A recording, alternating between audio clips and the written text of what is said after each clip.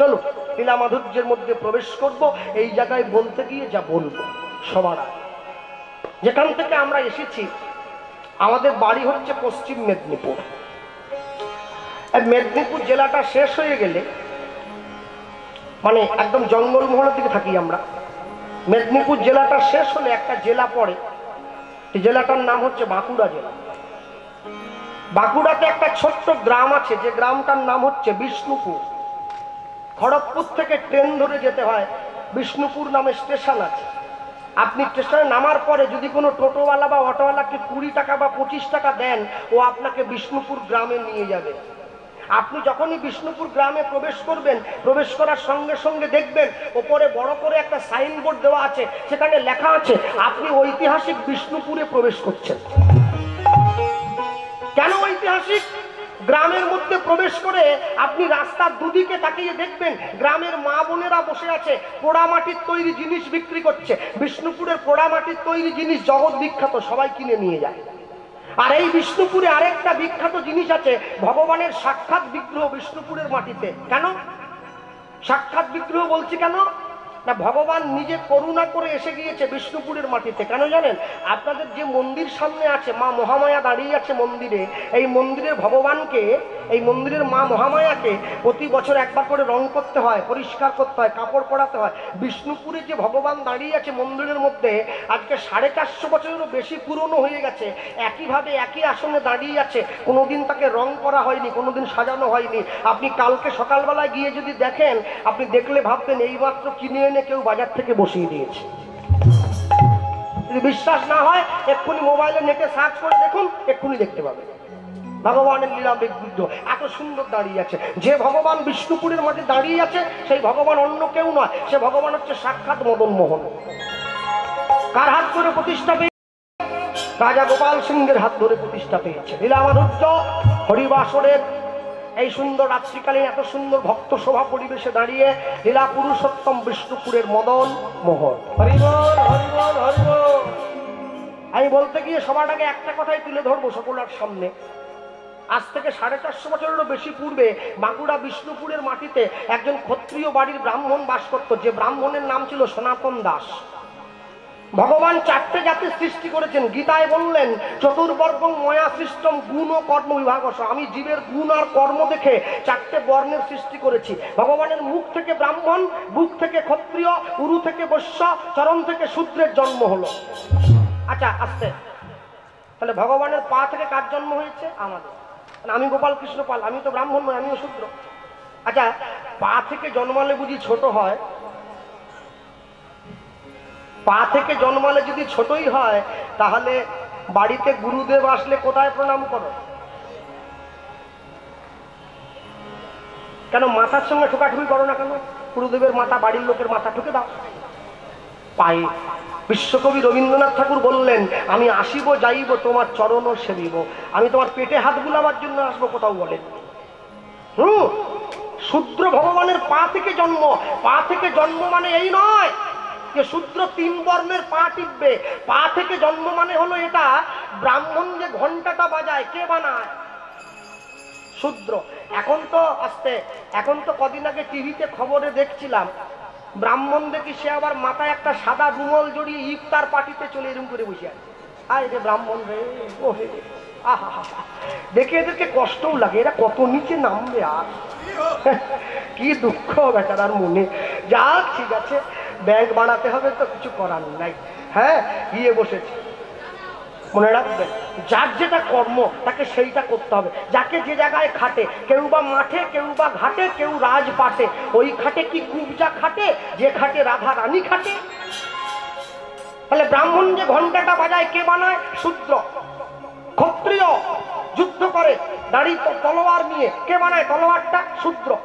বৈশ্য ব্যবসা করে দাড়ি পাল্লা নিয়ে, কে বানায়? শূদ্র। আর সব থেকে বড় আশ্চর্য হচ্ছে, ব্রাহ্মণ ক্ষত্রিয় বৈশ্য যেখানে ডুব দিতে যায় পতিত পাবনী মা গঙ্গার জলে, গঙ্গার জন্ম কোথা থেকে? ভগবানের চরণ থেকে। চরণের গঙ্গাতে ডুব দিতে যাও আর চরণের শূদ্রকে ছোট বলো, এই কথা তো চলবে না। আর যারা এইটা বলে, বুঝবেন তারা সমাজকে ভাগ করে দেওয়ার চেষ্টা করছে। এমনও ভক্তের যেখানে ভগবান নিজে হাতে আহার করে গেছে তার চিহ্ন পর্যন্ত পড়ে আছে। যুক্তি দিয়ে পণ্ডিত হওয়া যায়, যুক্তি দিয়ে মারামারি করা যায়, যুক্তি দিয়ে কোনোদিন ভক্তি অর্জন করা যায় না। যুক্তি তর্কের অনেক ঊর্ধ্বে ভক্তি।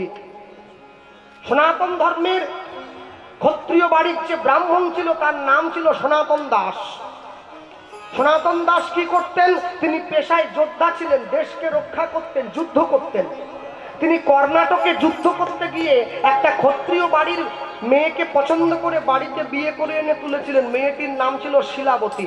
বৈষ্ণব মহাজন প্রথমেই লিখছেন, বিষ্ণুপুরে ছিল এক, ছিল উলুধ্বনি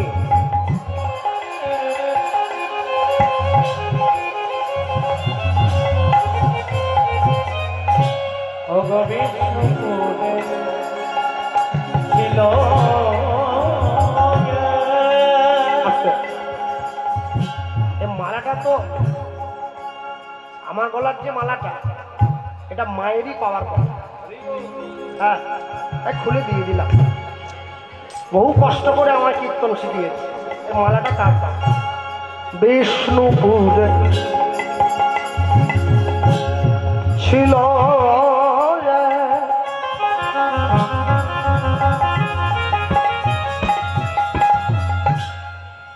ক্ষত্রিয় ব্রাহ্মণী দেবী যে ভক্তি সদাই ভক্ত শিরোমণি নিতাই গৌর প্রেমানন্দ হরি বল।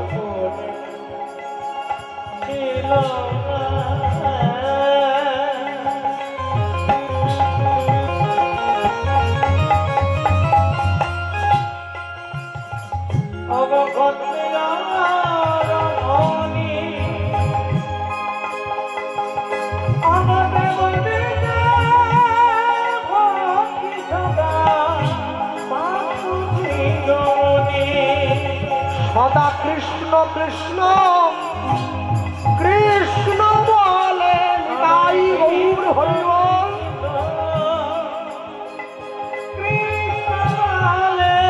সদাই কৃষ্ণ কৃষ্ণ কৃষ্ণ বলে, সদাই কৃষ্ণ কৃষ্ণ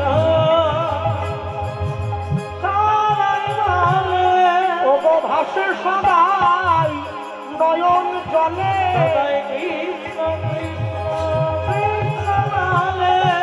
গোবিন্দ দয়া করো বলে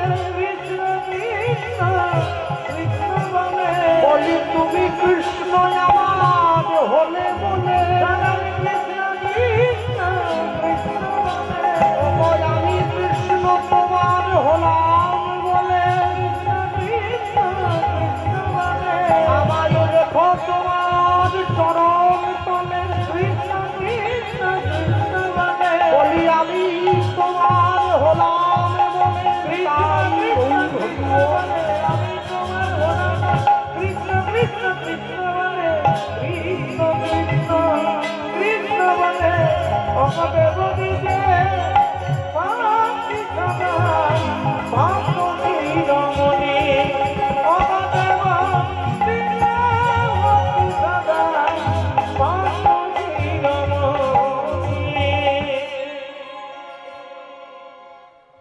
ভক্তি যখন ভোজনের মধ্যে প্রবেশ করে ভোজন তখন প্রসাদ হয়ে যায়।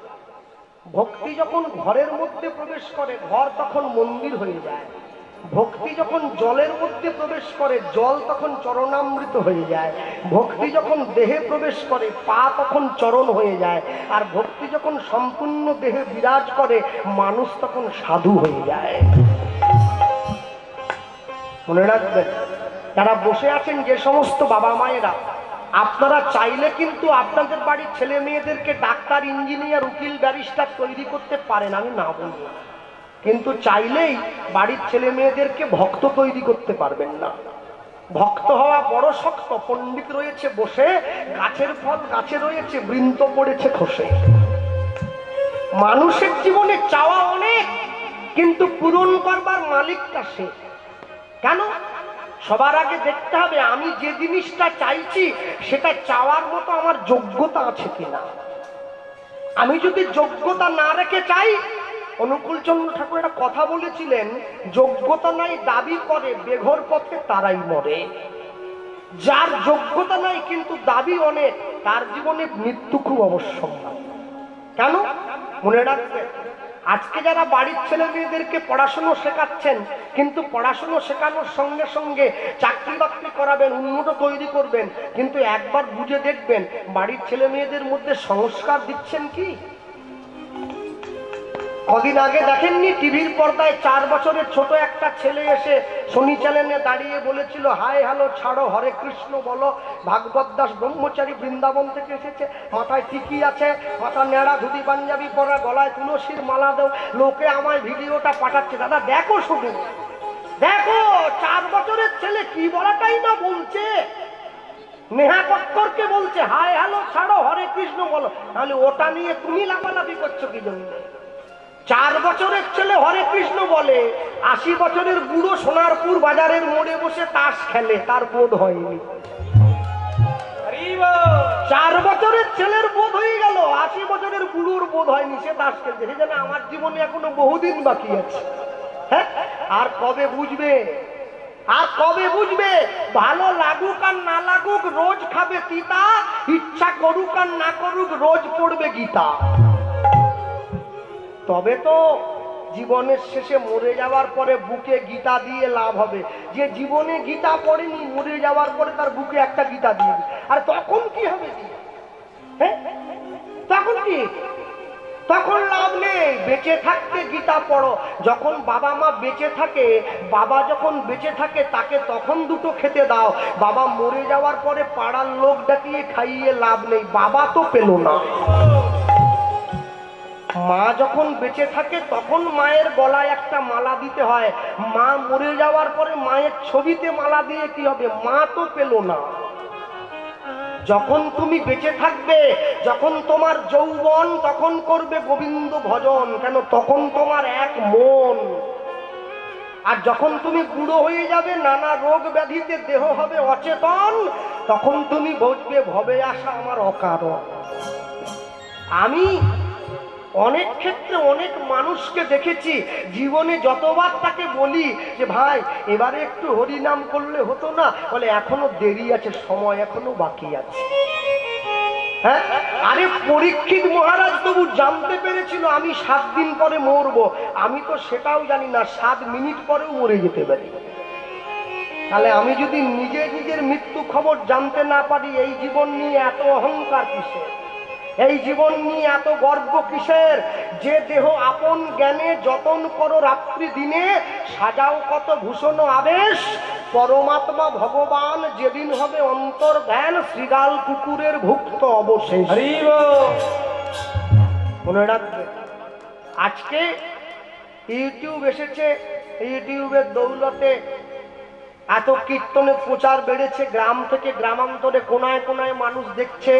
আচ্ছা ভাবুন, এই যে ক্যামেরাগুলো বসানো আছে, এদের যদি আমি কোনো জিনিসটা আমার পছন্দ না হয়, এই ছেলেগুলোকে ডেকে যদি বলি তোমরা আমার এই অংশটা ইউটিউবে ছাড়বে না, ওরা কিন্তু ছাড়বে না, আমি না বলি। আচ্ছা বলুন, চিত্রগুপ্ত যে ক্যামেরাটা বসিয়ে রেখেছে, ওকে যদি বলি তুই ছাড়বি না?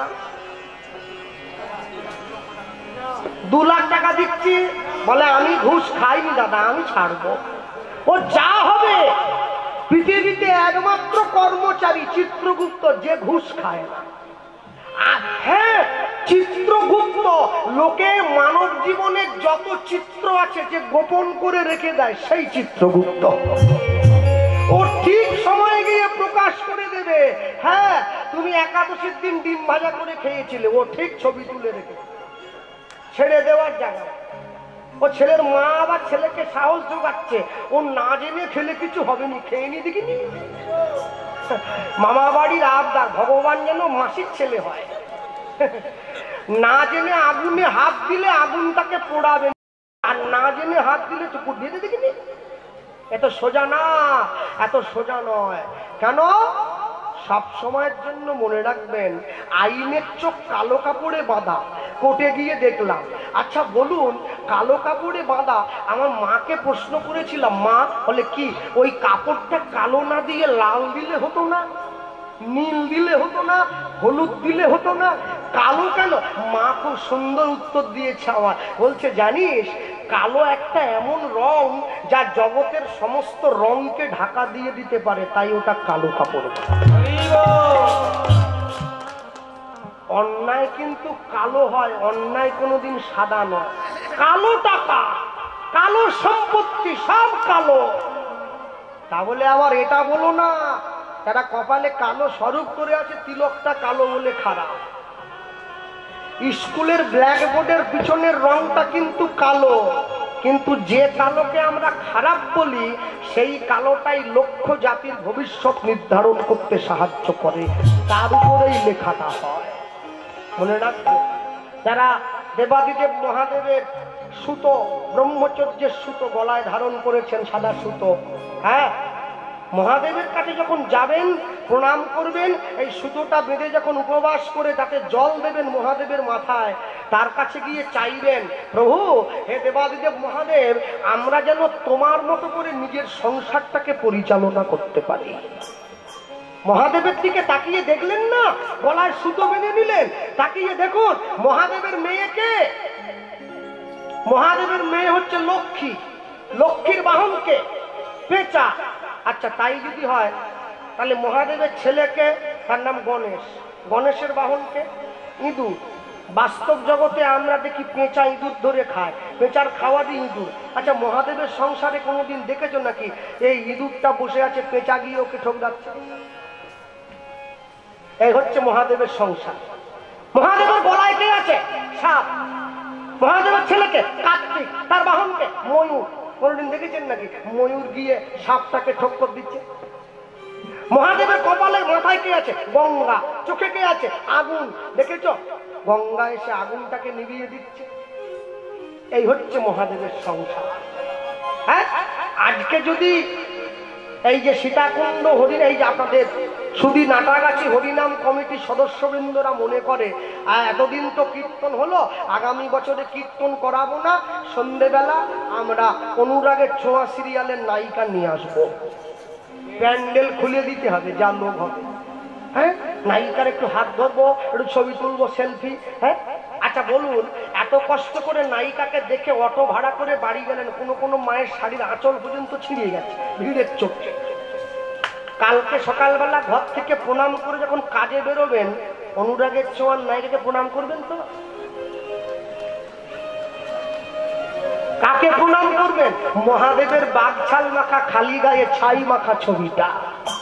ভারতবর্ষের মানুষ, ভারতবর্ষের দেবতা পর্যন্ত গোটা বিশ্বকে বুঝিয়ে দিয়েছে ভারতবর্ষ ভোগকে ভালোবাসে না, ত্যাগকে ভালোবাসে। মহাদেবকে দেখে ডাকে। একটা এমএ পাস করা ছেলে যখন রাস্তার মোড়ে গিয়ে চায়ের দোকান করে তখন দুঃখ হয় না, দুঃখ হয় তখন যখন দেখি একটা এমএ পাস করা ছেলে একটা ঝাড়ুদারের চাকরি করবে বলে একটা মাধ্যমিক ফেল করার নেতার পা টিপছে, দুঃখ হয় তখন। শিক্ষা যদি নাঙল চালায়, মূর্খ যদি করে দেশের শাসন, অনিবার্য হবে ভাই এই সমাজের পতন। কেউ আটকে দিতে পারবে না, তোমাকে তোমার অভিষ্ট লক্ষ্যে ফিরে যেতে হবে। হ্যাঁ, আমরা মানুষকে বোঝাতে বোঝাতে পাগল হয়ে যাচ্ছে, মুখ দিয়ে ফেনা উঠে যাচ্ছে। একবার তুলসীর মালা পরবে, যে নিরামিষ খাও সেও পরবে, যে আমিষ খাও সেও পরবে। আর বাজারে কিছু চ্যাংড়া বেরিয়ে গেছে, সেগুলো বলছে মালা খুলে দাও, মালা ছিঁড়ে দাও, তোমাদের দরকার নেই। কি চ্যাংড়া মনে? হ্যাঁ, বলে না, ভগবান যখন আমাদের জন্ম দিয়েছিল মালা কি পরিয়ে দিয়েছিল? বলে মোটে দেয়নি। তাহলে মালা যদি ভগবান দরকার বলে মনে করত, পরিয়েই তো দিত। দেয়নি মানে দরকার নেই, ছেড়ে দাও। তো সেই আসরে আমি ছিলুম নি, আমি থাকলে ওনাকে বলতুম, বাবু ভগবান যখন আমাদের জন্ম দিয়েছিল জামা কাপড় পরিয়েছিল কি? বলে না। মরার পরে কি কাপড় জামা পরাবে? বলে না। তাহলে কি পড়ার খুব দরকার ছিল? এমনি ঘুরলে হতো নি? বলে কাপড় জামা পরা হয় লজ্জা ঢাকা দেওয়ার জন্য, আমি বলতাম মালা পরা হয় সনাতন সংস্কৃতিকে রক্ষা করার জন্য। তোমাকে জীবনের প্রকৃত উদ্দেশ্য বুঝে নিতে হবে। সেই নিয়ে সে আবার বলেছিল বিনয় বাদল দীনেশ কি মালা পরত, রবীন্দ্রনাথ ঠাকুর কি মালা পরত। ওরে অসভ্য রে, রবীন্দ্রনাথ ঠাকুরের সঙ্গে মালার সম্পর্ক কি আছে? সবাই কি রবীন্দ্রনাথ হবে নাকি? হ্যাঁ, ওটা একজনই হবে, সবাই হবে না। রবীন্দ্রনাথ ঠাকুর মালা পরেনি যেমন তার অন্তরে সংস্কারটা বজায় ছিল। আমি মালা পরিনি যেমন বাবাকে বাবা বলি না ড্যাড বলি। রবি ঠাকুর কোন দিন বলেছে বাপকে ড্যাড বলে? আমেরিকার থেকে যারা ইস্কনে এসেছে হরে কৃষ্ণ বলতে পারে না, বলে হরে কৃষ্ণ হরে কৃষ্ণ।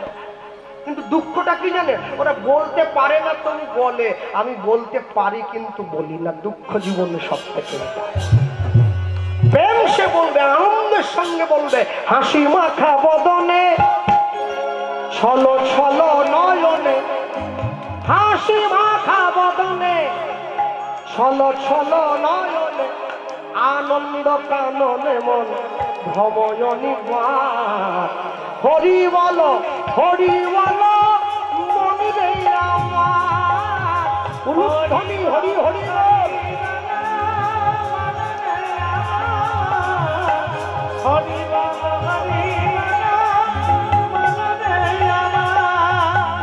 হাসি মাখা বদনে ছলো ছলো নয়নে।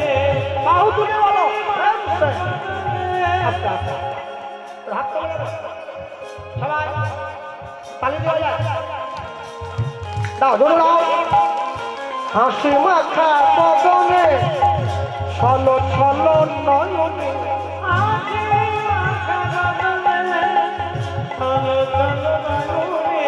বলো আনন্দ কাননে মন উলুধ্বনি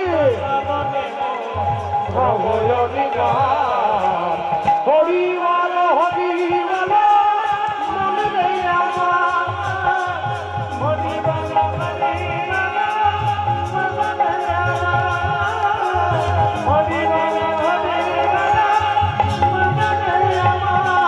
এই গতি নাই এই হরি নাম ছাড়া, কণ্ঠ ভরিয়া গাও হয়ে আত্মহারা।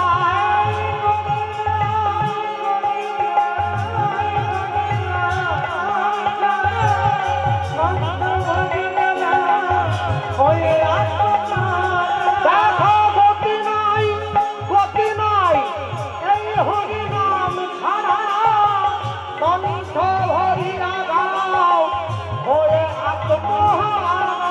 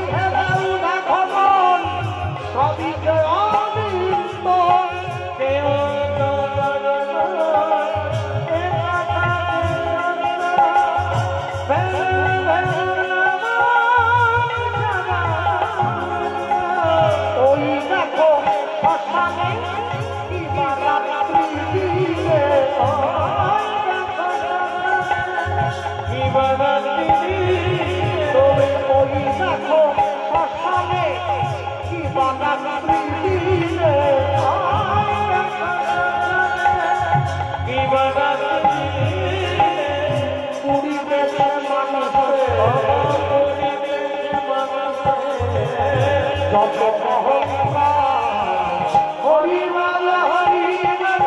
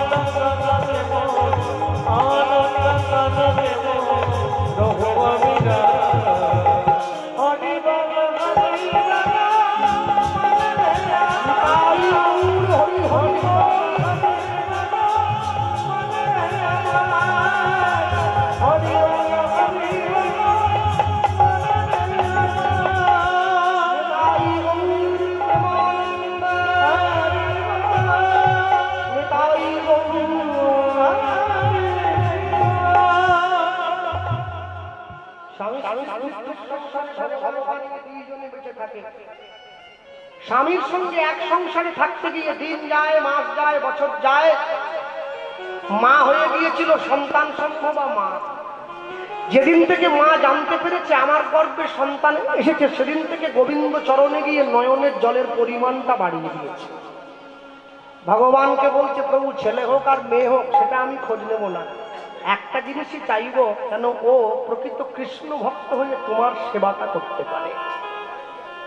ভগবানকে বলছে। আস্তে আপনারা যখন জমিতে চাষ করতে যান, শুকনো জমিতে কি বীজটা পুঁতে দেন? তা তো পোতেন না, আগে জমিটা তৈরি করতে হয়। তাহলে মাতৃগর্ভরূপী জমিতে সন্তানরূপী বীজটা পোতার আগে জমিটাকে তৈরি করতে হয়। সন্তান গ্রহণের আগে গুরু দীক্ষা নিতে হয়, স্নান করতে হয়, নতুন কাপড় পরতে হয়, গোবিন্দ চরণের নয়নের জল দিতে হয়, তার কাছে অনুমতি নিতে হয়, প্রভু আমি সৃষ্টি করতে যাচ্ছি, অনুমতি দাও যেন কৃষ্ণ ভক্ত সন্তান হয়। রাবণের বউয়ের নাম কি? মন্দোদরী। যদি সন্ধি বিচ্ছেদ করো, মন্দযুক্ত উদরী, উদর মানে পেট, পেটটাই খারাপ, পেটটাই খারাপ। 1 লক্ষ পুত্র, 1.25 লক্ষ নাতি, কেউ থাকেনি রাবণের বংশে দিতে বাকি। এরম সন্তানের জন্ম দেবে কেন? গান্ধারীর মতো 100টা সন্তানের জন্ম দিয়ে কি হবে? একটা সন্তানের জন্ম দেবে যেটা জগতের মাটিতে তোমার মান সম্মান উন্নত করে দেবে। কতগুলো দিয়ে কোনটা চোর, ছ্যাঁচোর, জিটিংবাজ, গুন্ডা, বদমাস, লোচ্চা, লাফাঙ্গা, এ দিয়ে কি হবে? একটা জন্ম দাও, যে সন্তান জন্ম দিলে রাখে 100র মান, মায়েরা জন্ম দেবে সেই সুমধুর পবিত্র সুসন্তান। সুসন্তান যাকে বলা হয়। মায়েরা 3 রকমের সন্তান জন্ম দেয়, একটা সন্তাপ, একটা সন্ত্রাস, একটা সন্তান। সন্তাপ কোনটা? যার জন্য বাবা মায়ের চোখের জল পড়ে, তাকে বলে সন্তাপ। সন্ত্রাস কোনটা? যে বাড়ির থেকে বেরিয়ে গেলে বাবা মায়েরা সবসময় ভয়ে ভয়ে থাকে, ফিরে আসবে কি আসবে না, তাকে বলে সন্ত্রাস। সন্তান কোনটা? যে বাবা মাকে বুকে জড়িয়ে ধরে বাবা মার চোখের জলটা মুছিয়ে দেয়, তাকে বলে সন্তান। হ্যাঁ, এই যে আমার মাকে দেখছো পাশে বসে আছে, সারা বছর কীর্তন হয়ে যাওয়ার পরে, আমি তো ছোটখাটো কীর্তনিয়া, তা আমার মা আমার লাভের পয়সাটা একটু অংশ পুঁজি কেটে বাইরে সরিয়ে রাখে, বছরের শেষে বৃদ্ধাশ্রমে গিয়ে বৃদ্ধ মায়েদেরকে একটা কাপড় আর 50টা টাকা, একটা মিষ্টির প্যাকেট হাতে দেয়। মায়েরা দাঁড়িয়ে থাকে, যেদিন আমি যাব আমাদের সন্তান আসছে। যাওয়ার পরে তাদের যে কি আনন্দ, বরণ করে ঘরে তোলে, আমায় বুকে জড়িয়ে ধরে, কত চোখের জল, কত অনুনয়, কত ভালোবাসা, আশীর্বাদ করে, প্রণাম করি পায়ে হাত দিয়ে, বাবা জীবনে বড় হও। সব মায়েদেরকে প্রশ্ন করি, মা তোমার ছেলে খুব গরিব ছিল তাই তোমায় বাড়ির বাইরে বের করে দিয়েছে না? কোনো মায়েরা বলে না আমার ছেলে গরিব ছিল, কি বলে জানো, আমার ছেলে বড় ব্যবসা করে। কোনো মা বলে আমার ছেলে মাসে 1 লক্ষ টাকা বেতন পায়। তাহলে তোমায় তাড়িয়ে দিল কেন? বলে সন্তানের বড় বেতনে মায়ের স্থান হয়নি, তাই তাড়িয়ে দিয়েছে। এই ভারতবর্ষের মধ্যে যতগুলো রাজ্য আছে, সব থেকে শিক্ষিত রাজ্য হচ্ছে কেরালা। 95% এডুকেটেড পিপল কেরালায় বাস করে, 95% শিক্ষিত লোক। কিন্তু ভারতবর্ষে যতগুলো রাজ্য আছে সব থেকে কেরালায় বৃদ্ধাশ্রমের সংখ্যা সবচাইতে বেশি, 93%। তাহলে আমরা কিরম শিক্ষিত হলাম যে শিক্ষা আমার বাবা মাকে হাত ধরে বাড়ির বাইরে বের করে দেবে? হ্যাঁ, যতই যাও না মন্দির মসজিদ, যতই যাও না তীর্থস্থান, বাবা মাকে না বাসিলে ভালো পাবে না কোনোদিন ভগবান। পিতা মাতাকে যদি সম্মান না করো তোমার জীবনের সব বৃথা। ওই অনেকটা বিদ্যে বোঝাই বাবু মশাইয়ের মতো। বিদ্যে বোঝাই বাবু মশাই চড়ি শখের বাটে, মাঝিরে কয় বলতে পারি সূর্যি কেন ওঠে? মাঝি বলে বাবু আমি তো স্কুলে যাইনি, কি করে বলবো? পণ্ডিত তখন বলে ওরে যার জীবনে শিক্ষা নাই তার 12 আনাই নিচে। এমন সময় নদীতে ঝড় উঠে গেছে, মাঝি ছুটে গিয়ে বলে বাবু সাঁতার জানা আছে? পণ্ডিত তখন বলে আমার অনেক কিছু জানতে গিয়ে সাঁতারটা জানতে ভুলে গেছি। বলে আমার তো 12 আনা নিচে, তোমার 16 আনাই ভিতা। ওই ঝড় আসছে, নৌকো ডুববে, আমি তবু খেতে খেতে পারবো, তুমি তো ডুবে মরবে। হ্যাঁ, পিতা মাতাকে শ্রদ্ধা না করলে যতই তুমি পুঁজি জমাও না কেন তোমার জীবনের তরিটা কিন্তু শেষে গিয়ে ডুবে যাবে, তুমি ভাসাতে পারবে না। ভগবানের কাছে গিয়ে নয়নের জল দিচ্ছে, ভগবান সব সইতে পারে, দুটো জিনিস পারবে না, একটা ভক্তের অহংকার, একটা ভক্তের চোখের জল। ভগবান সইতে পারে না। ভগবান জীবনে 2 বার হাসে, কখন জানেন? এখন নার্সিংহোমের বিছানায় রুগী শুয়ে থাকে, ডাক্তার গিয়ে রুগীর সামনে দাঁড়িয়ে বলে তোমার কোনো চিন্তা নেই, আমি যখন আছি তুমি বাঁচবে। ভগবান হাসে। তুমি ডাক্তার হয়ে ওকে যে বাঁচার গ্যারেন্টি দিয়ে দিলে, তুমি নিজে কতক্ষণ বাঁচবে সে গ্যারেন্টি তোমায় দেবে কে? ডাক্তার বলে না, একটু মনের জোরটা বাড়াচ্ছিলাম আর কি। হ্যাঁ, মনের জোরটা বাড়াচ্ছিলাম। মানুষ নাকি মরে গেলে 3.5 হাত জমি দেয়। আমি যদিও জানি না, মরার পরে বুঝতে পারবো কতটা দিচ্ছে। হ্যাঁ, কিন্তু করোনায় যারা মরিয়ে গেছে ওরা তো সেটাও পায়নি, একটার ওপর টেনে নিয়ে গিয়ে আরেকটাকে ফেলে দিয়েছে। তাও নাকি মানুষের কি লাপালাপি, বলে হাম করেঙ্গা তাম করেঙ্গা বাঘ মারেঙ্গা, কোনো কিছুই মারতে পারবেনি, মশাও মারতে পারবেনি, চুপ করে চলে যেতে হবে, চুপ করে চলে যেতে হবে। ভক্তমন্ডলী ভক্তিমতী মায়েরা, আরেকবার ভগবান হাসে, কখন জানেন? যখন 2 ভাই ভিটা ফেলে জায়গা ভাগ করে, তোর 5 কাঠা আমার 5 কাঠা। ভগবান হাসে, কার সম্পত্তি কাকে দাও রে? পরের জায়গা পরের জমি ঘর বানাইয়া রই, আমি তো সেই ঘরের মালিক নই। গিয়ে দাঁড়িয়েছে সামনে, ভগবানের চরণে নয়নের জল দিল, দৈববাণী করল অচিরাতে তোমার ঘরে এক পুত্র সন্তান জন্ম গ্রহণ করিবে। আমার ভক্তির বলে সন্তান বলবান হইবে, এই সন্তান রাজা থেকে মহারাজা হইবে। এই আমার মনের কথা, এই আমার মনের কথা নিশ্চয় ফলিবে। এই আমার মনের কথা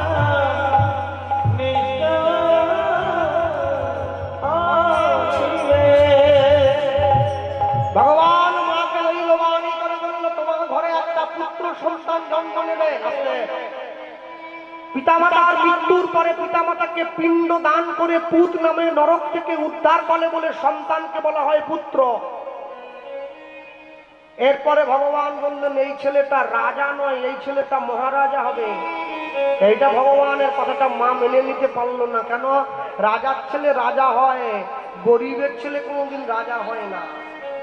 কিন্তু ভগবান যখন বলে দিয়েছে কিছু একটা হলেও হয়তো হতে পারে। ভগবানকে প্রণাম করে উঠে দাঁড়িয়েছে, দরজার বাইরে দাঁড়িয়ে স্বামী দরজায় টোকা দিল, শিলাবতী দরজা খোলো, শিলাবতী দরজা খোলো। ছুটে গিয়ে দরজাটা খুলে দিয়েছে। আর যখনই দরজাটা খুলে দিয়েছে, দরজাটা খুলে দিয়েই দেখছে দরজার বাইরে স্বামী দাঁড়িয়ে আছে। কি তুমি দাঁড়িয়ে আছো? বাহ, তুমি যে এত সুন্দর করে আমার গোবিন্দকে সেবা দাও আমি তো আগে জানতাম না। দাও, প্রসাদটা দিয়ে দাও। হাতটা বাড়িয়ে দিয়েছে। যখনই স্বামী হাতটা বাড়িয়েছে, মা যখনই হাতে প্রসাদটা দিল, প্রসাদটা দেওয়ার পরে মা নিজের স্বামীকে বলে উঠছে কিছু বলবে? বলার জন্য দাঁড়িয়ে আছি। কি? ভগবানের ঘরে দাঁড়িয়ে স্বামী তার স্ত্রীকে বলে উঠছে আগামীকাল সকালবেলায় আমি গয়া যুদ্ধে যাত্রা করব না।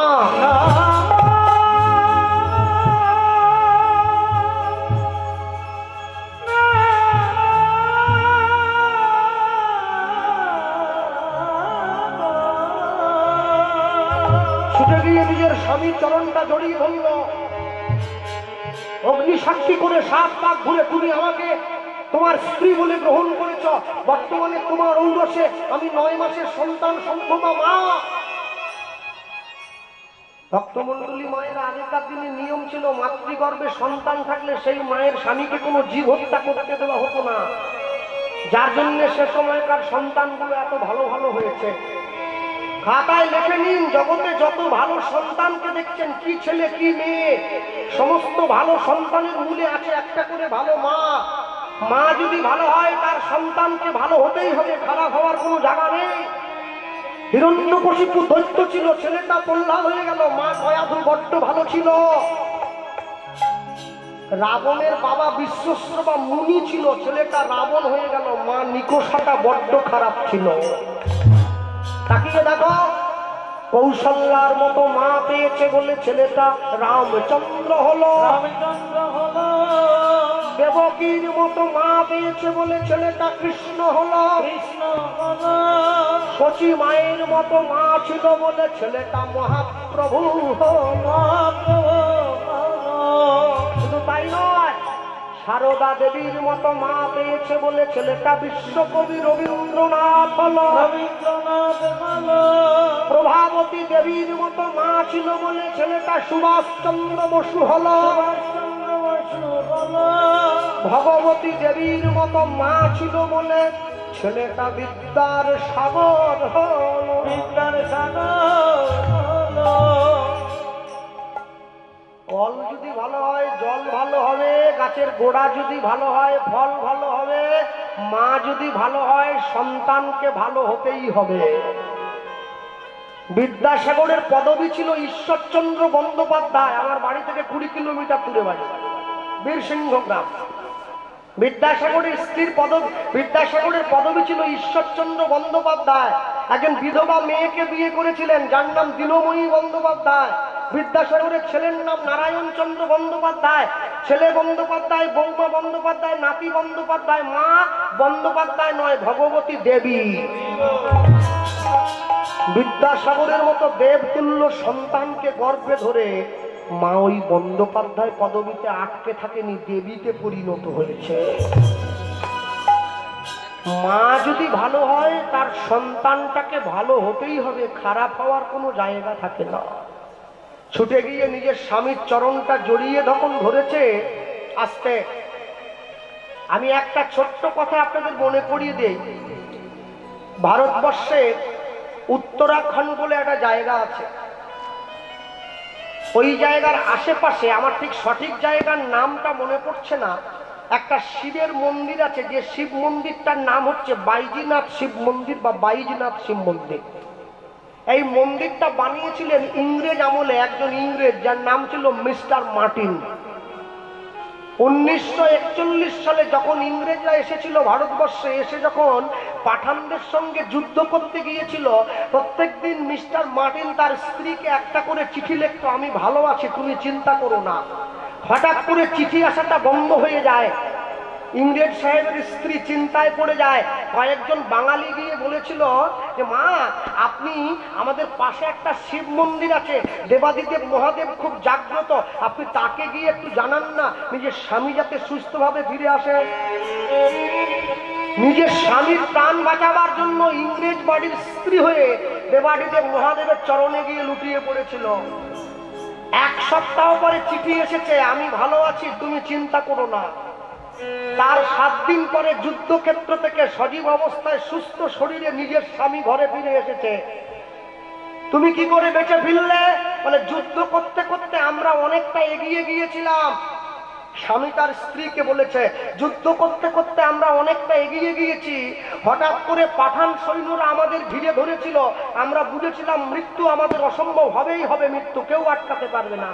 হঠাৎ করে একটা মানুষকে দেখলাম, যে মানুষটা বিরাট বড়, গোটা গায়ে ছাই মাখা, গায়ে বাগছাল করা, হাতে ত্রিশূল আছে, বড় চুল।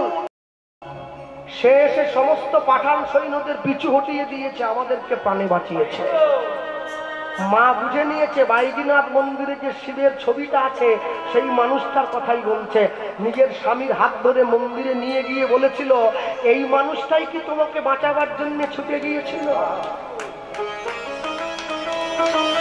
সারা জীবন খ্রিস্টান হয়ে সনাতন ধর্ম গ্রহণ করেছিল, দেবাদিদেব মহাদেবের চরণে ফুল দিয়ে জীবন কাটিয়েছে। ভাবলে অবাক হয়ে যাবেন, 1941 সালে ভারতবর্ষের মাটিতে মন্দির তৈরি করেছিল।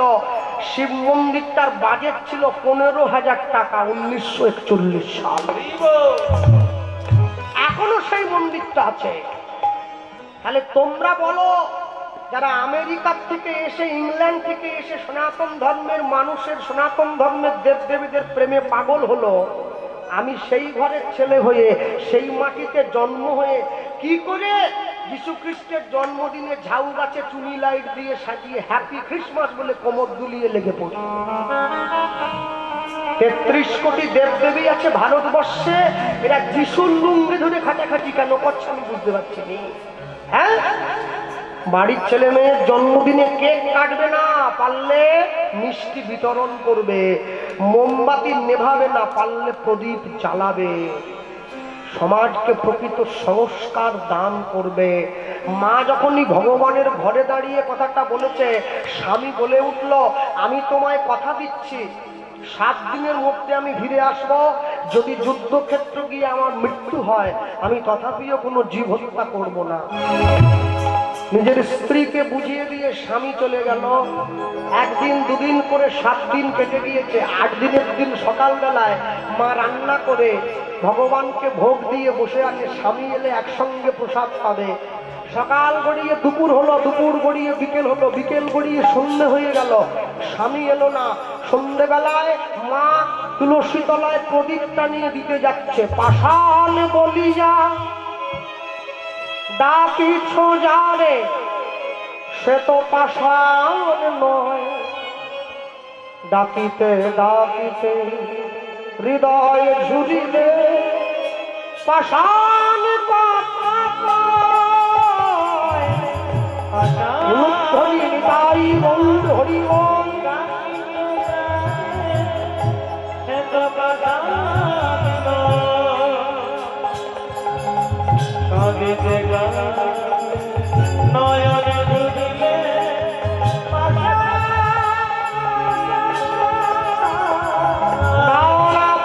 পাষাণ বলিয়া ডাকিছ যারে, সে তো পাষাণ নয়, ডাকিতে ডাকিতে হৃদয় ছুটিলে পাষাণ কথা কয়। তাই বন্ধুবান হরি ওম, সে তো পাষাণ কাঁদিতে নয়ন ঝুলিলে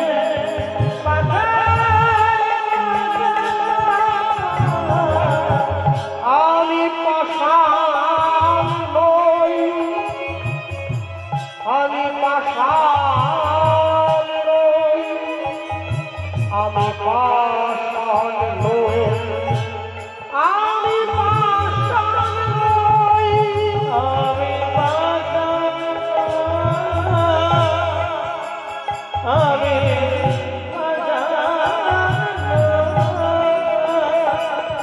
আমি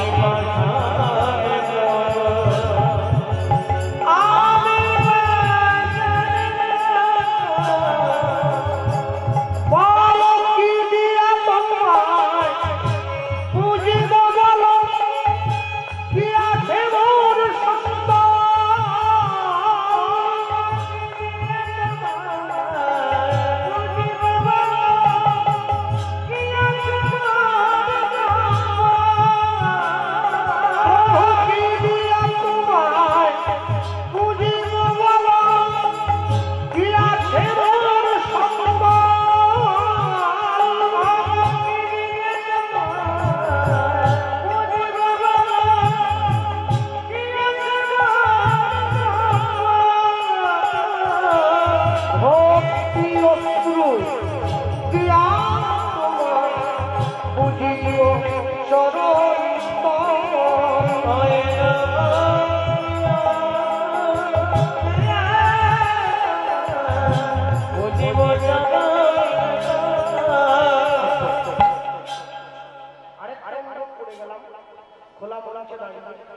আমি আশিটাই আর কোনোদিন না আসি।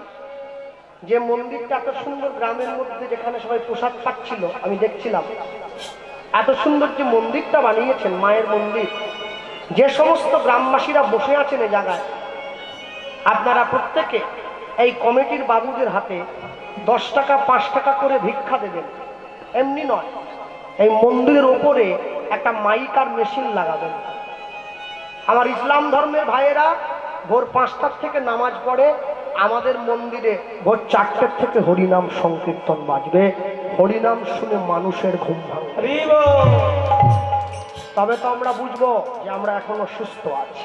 কি দিয়া তোমায় বুঝিব বলো, কি আছে মোর সম্মান, কি দিয়া তোমায় বুঝিব বলো, কি আছে মোর সম্মান, ভক্তি অশ্রু দিয়া তোমায় বুঝিব চরণ পাল, ওই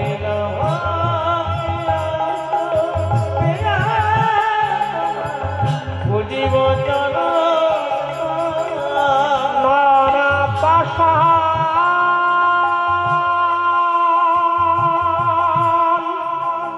বলি যা দাবি খোঁজাবে, বলস তো পাশান নয়, ডাকিতে ডাকিতে হৃদয় ঝুরির পাশান কথা কয়,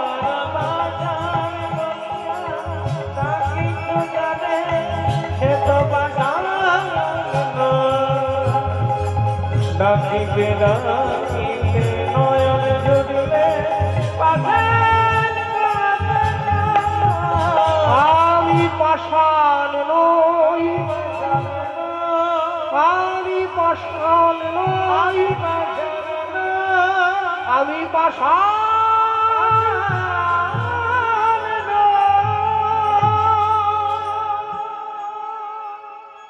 মন্দিরে গিয়ে ভগবানের মন্দিরে মা যখন তুলসী তলায় প্রদীপটা নিয়ে দিতে গেল, মায়ের হাত থেকে সন্ধ্যা প্রদীপটা মাটিতে পড়ে গেল। হিন্দু বাড়িতে নিয়ম আছে, তুলসী তলায় প্রদীপ যদি হাত থেকে মাটিতে পড়ে যায় সংসারে অমঙ্গল হয়। লোক মুখে সংবাদ এলো, মা 7 দিনের গয়া যুদ্ধে তোমার স্বামী তোমায় ছেড়ে সারা জীবনের মতো বিদায় নিয়েছে।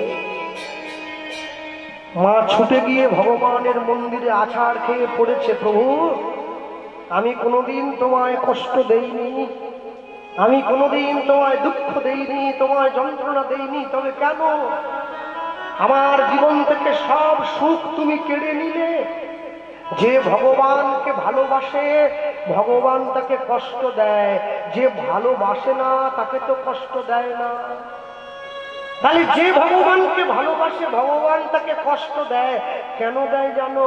বলে পরীক্ষা তারই নেওয়া হয় যে পড়াশুনো করে এসেছে, যে পড়াশুনো করেনি তার আবার কিসের পরীক্ষা?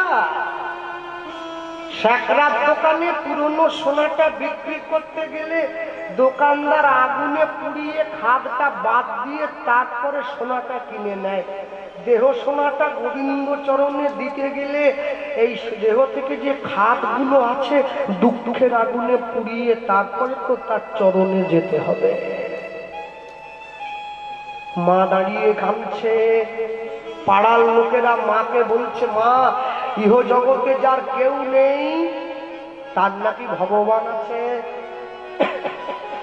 আস্তে এই যে যারা বসে আছেন আপনাদের পাশাপাশি বারুইপুর আছে, আমরা যখন বারুইপুরের দিকে কীর্তনে আসি অনেক অনেক মালিক বাবুকে বলি, বাবু দুটো পেয়ারা নেবো, এত সুন্দর গাছ হয়েছে আপনার বাগানে। বলে দুটো কি বলছেন, যতগুলো উঁচায় ধরে আপনারা নিয়ে যান না। শুনুন পেয়ারা নিচ্ছেন নিন, আরেকটা কথা দিয়ে যান। কি কথা? সামনের বারে কিন্তু আসতে হবে, আর যদি বেঁচে থাকি সে নাহলে আসবো।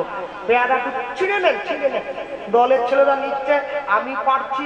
মালিক বাবুর স্ত্রী দূর থেকে দাঁড়িয়ে দেখছে, ছেলেটা কীর্তনও করলো, এক বান্ডিল টাকাও নিল, আবার পেয়ারা ওগুলো ছিঁড়ে নিচ্ছে।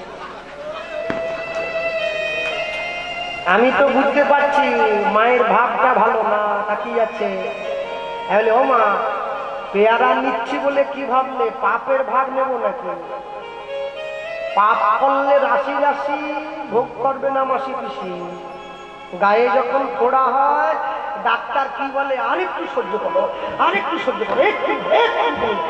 কে সহ্য করবে? ডাক্তার। যার ফোড়া হয়েছে সে সহ্য করবে। আজকে কীর্তন শোনার শক্তি আছে, বাড়িতে গিয়ে ঘুমিয়ে পড়লে পাখা চালিয়ে একদিনকে শুনতে চাইবে, গায়ের শক্তি থাকবে না।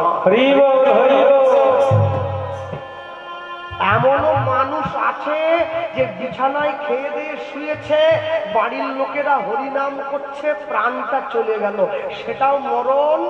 আর এমনও মানুষ আছে 10 বছর বিছানায় পড়ে আছে, পায়খানা পেচ্ছাপ করে গায়ে মেখে নিচ্ছে, তবু মরে না, সেটাও জীবন। কর্ম তোমার ভালো হলে ভাগ্য তোমার দাসী, হৃদয় তোমার ভালো হলে ঘরেই মথুরা কাশী। তুমি পুরী যাও, তুমি নবদ্বীপে যাও, তুমি বৃন্দাবনে যাও, তুমি যদি পুরীতে গিয়ে সেই ভেটকি মাছের চপই কিনে খাবে, তাহলে পুরী গেলে কি জন্য?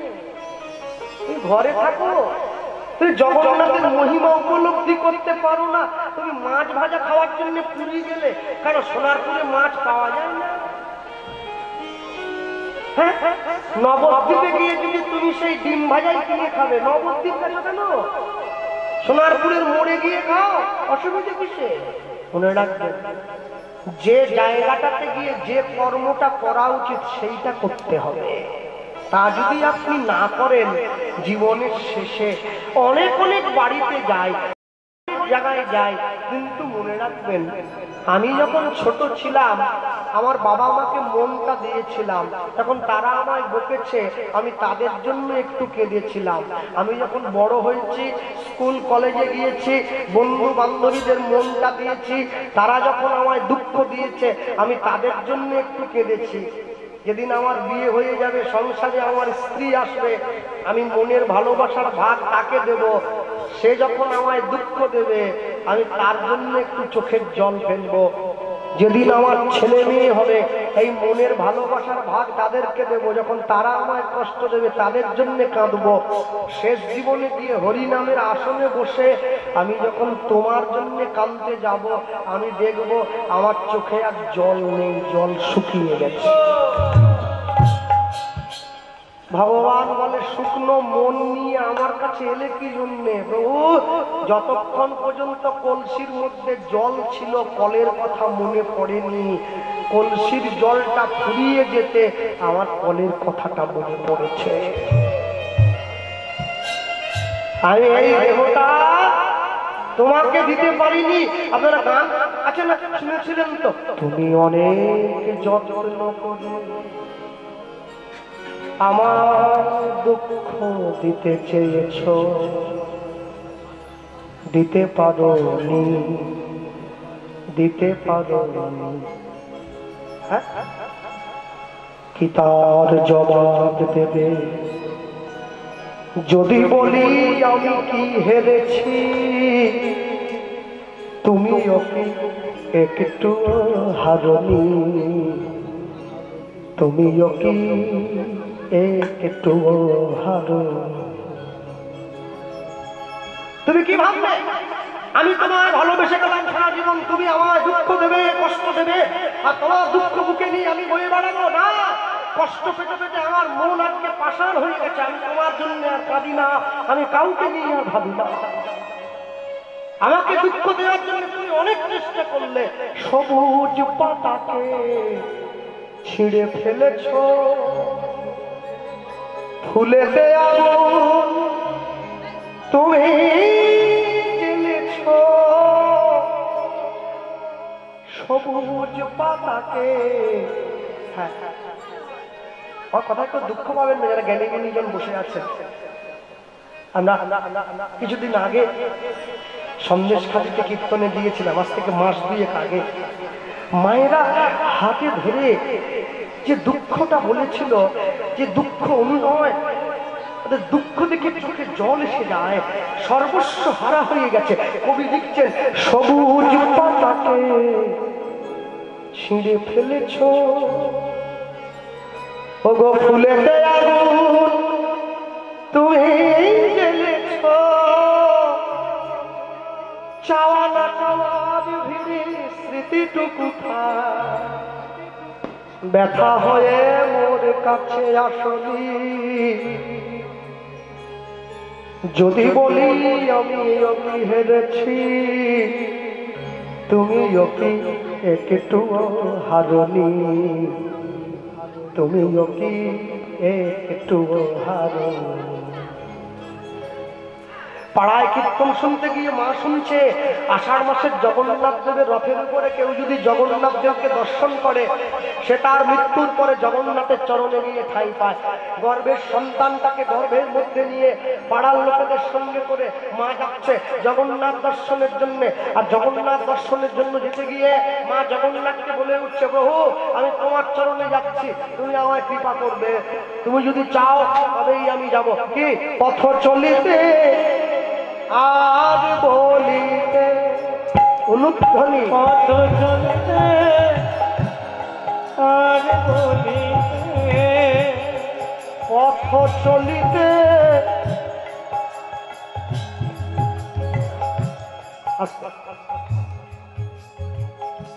দুঃখের কথা আমি বলতে চাই না, কারণ আমি কেঁদে ফেললে আমার গলা বসে যায়, সমস্যাটা হচ্ছে।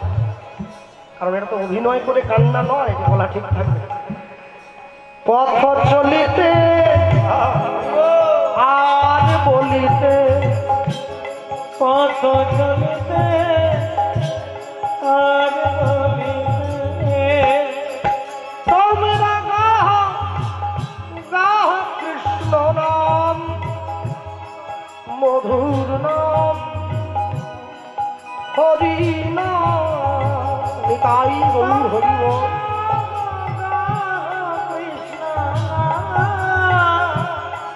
মধুর নাম হরি নাম, তোমরা গাহ গাহ কৃষ্ণ নাম, মধুর নাম, হরি নাম।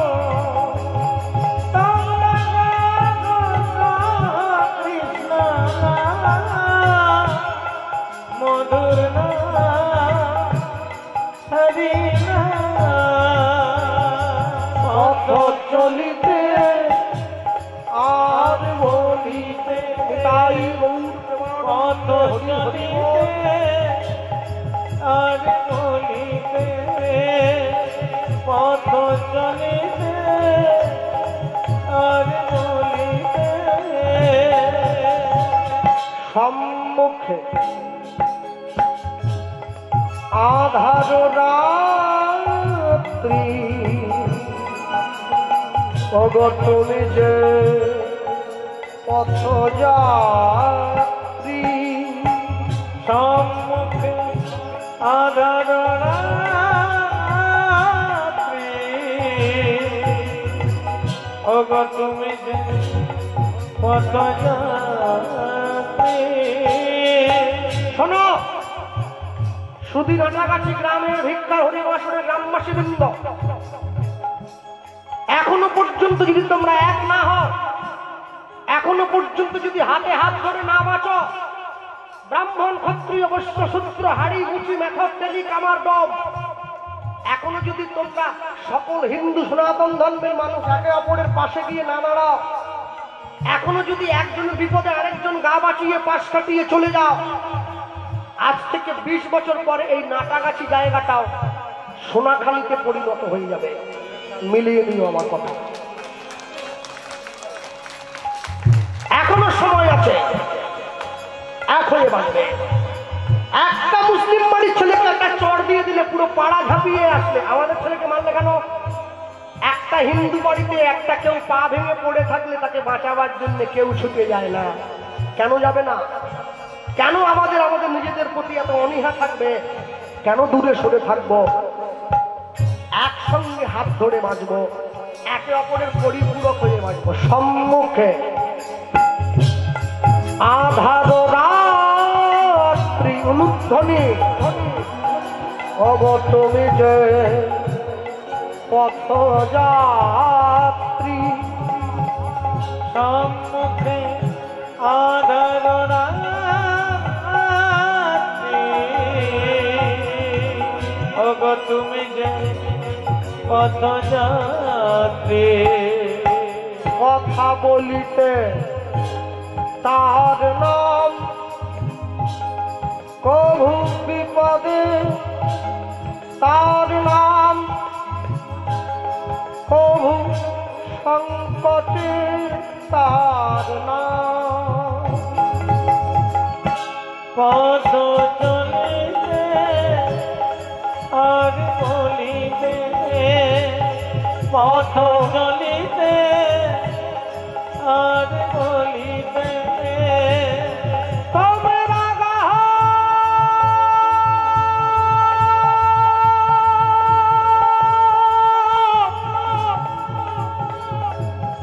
কৃষ্ণ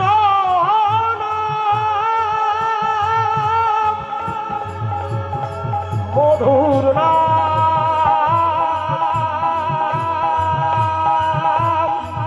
গহনা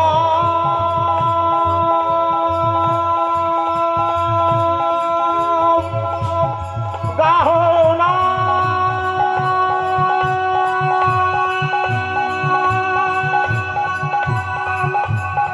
গাহরি হরি নাম।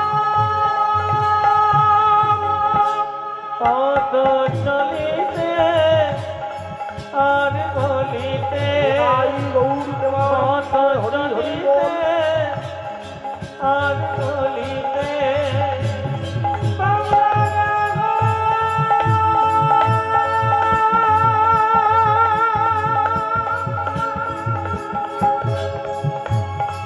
হরি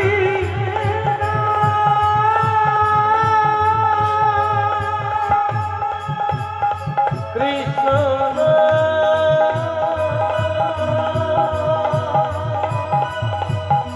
মধুর নাম,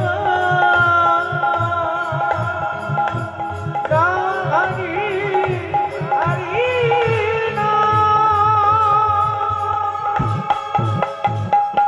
কৃষ্ণ নাম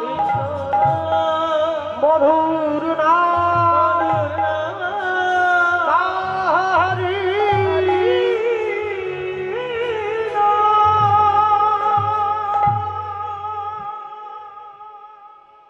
আমি যখন রাস্তা দিয়ে তুলসীমালাপুরে গলায় একটু রাস্তা দিয়ে চলে যাই, আমাকে দেখে আমার বাড়ির ছেলে মেয়েরা টোন কাটে, ইস গলায় আবার মালা পরিছে।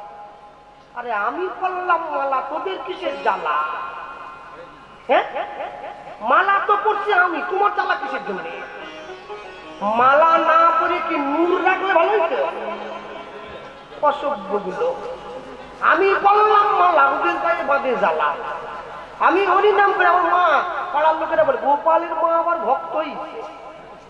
তো ভক্ত হবে কি করবে? পাড়ার মোড়ে গিয়ে আড্ডা দেবে, হ্যাঁ বৌদি মহলে নাম লেখাবে, স্কুলে গেটের বাড়ি দাঁড়িয়ে সব ছেলেগুলোকে স্কুলে ঢুকিয়ে মায়েরা যে আলোচনা করে, ওরে আলোচনা রে, ওরে আলোচনা। ও আলো নয়, অন্ধকার চলা, সব অন্ধকার, সব অন্ধকার, সব অন্ধকার।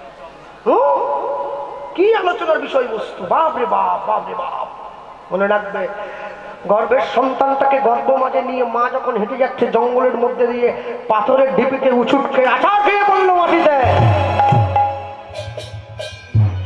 আর যখনই আছাড় খেয়ে মাটিতে পড়ে গেল, পাড়ার লোকেরা মাকে ফেলে দিয়ে চলে গেল। চলো ভাই, ও যদি মরে যায় না, বাকি লোকেরা আমাদের ধরবে। সবাই মিলে মাকে ফেলে দিয়ে যখন পালিয়ে গেল, অনেকক্ষণ পরে যখন মায়ের জ্ঞান ফিরলো, মা তাকিয়ে দেখলো একটা পুত্র সন্তানের জন্ম দিয়েছে। হ্যাঁ, আচ্ছা বলো, এতক্ষণ তো গ্রামের লোক সবাই মায়ের সঙ্গে ছিল, কই এতক্ষণ তো পুত্র সন্তানের জন্ম দিয়েছে, সবাই যখন পালিয়ে গেল, মা পুত্র সন্তান জন্মটা দিয়েছে। ছেলে মেয়ের মনে, মায়ের মনে যত দুঃখ থাক, ছেলে মেয়ের মুখ দেখলে মায়েরা সব দুঃখ ভুলে দিয়ে বুকে জড়িয়ে ধরে। এই মায়ের ক্ষেত্রে উল্টো হলো, ছেলেটাকে কোলে নিয়ে বলে উঠলো, এমন একটা ছেলের জন্ম দিলাম যে জন্মানোর আগে আমার স্বামীকে মারল, জন্মানোর পরে আমার জগন্নাথ দর্শনে বাধা দিল, তুই আমার ছেলে হতে পারিস না, ছুড়ে দিল। যখনই ছুড়ে দিয়েছে, ভগবান ছুটে গিয়ে কোল পেতে কোলে নিয়ে নিয়েছে। রাখে হরি, মারে কে? আর যাকে মারবে হরি, বাঁচাবে কে? ভগবান ছেলেটাকে কোল পেতে কোলে নিয়ে একটা অশ্বত্থ গাছের ডালে আশ্রয় দিয়েছিল। যে গাছের ডালটিতে ভগবান ছেলেটাকে আশ্রয় দিয়েছে, ওই গাছটা আজও পর্যন্ত বাঁকুড়া বিষ্ণুপুরে আছে, গেলে দর্শন করবেন।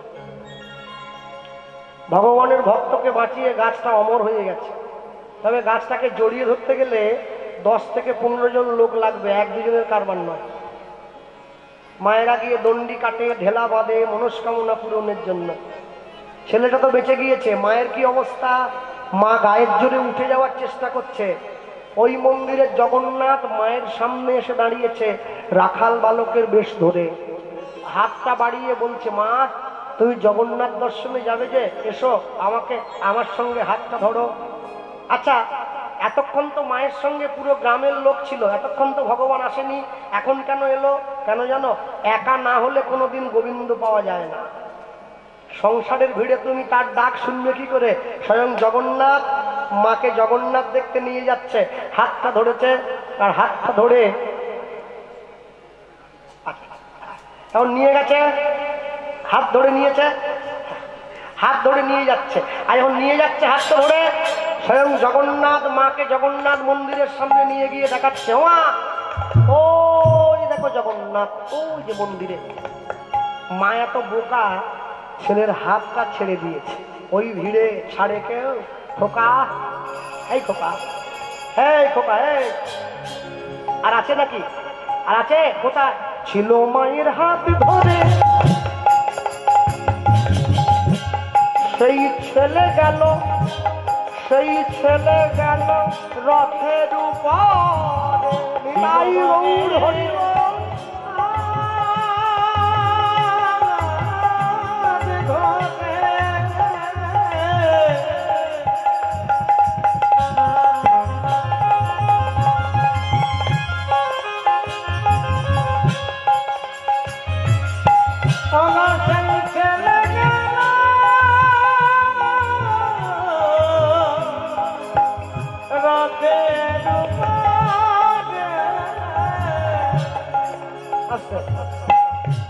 কমিটির বাবুরা হয়েছে তেমনি, বড় বড় জাহাজগুলোকে আগে নামিয়ে সমুদ্রে ছেড়ে দিয়েছে, লাস্টে নৌকো ছেড়ে দিয়েছে। আমি তো নৌকো, আর জল তো গুলিয়ে গেছে, আমি এবার পাশে পাশে এই ডুবে মরল, এই ডুবে। বড় বড় কীর্তনিয়ারা আগে সব করে চলে গেলে, লাস্টে ছিল মায়ের হাত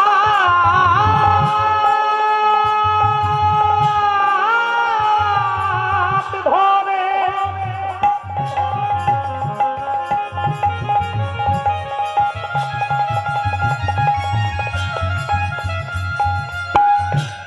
সেই ছেলে গেল, সেই ছেলে গেল রথের উপরে। ছিল মায়ের হাত ধরে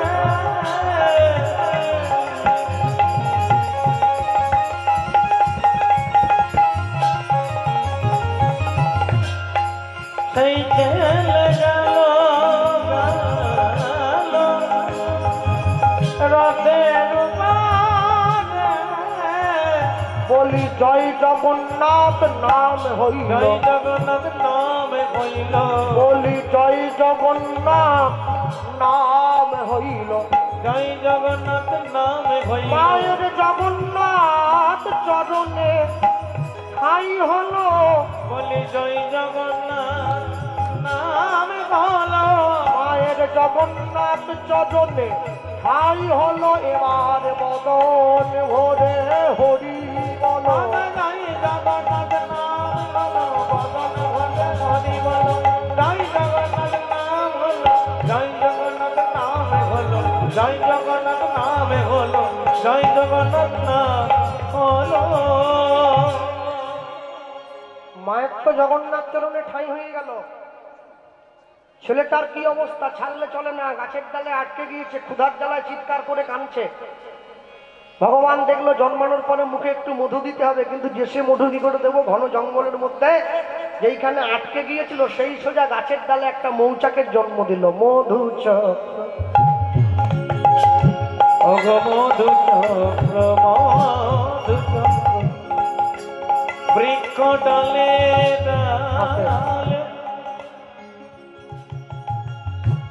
মায়ের হাত কি সন্তানের পায়ে যায় নাকি? মায়ের হাত সন্তানের মাথায়। মধুচক্র বৃক্ষ ডাল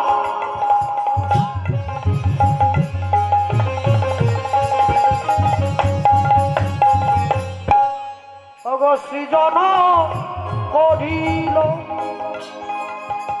এবার ফোটা ফোটা শিশুর মুখে মধু ঝরিতে লাগিল। মধুচক্র মধুচক্র বৃক্ষ ডালে লীলাময় লীলাময়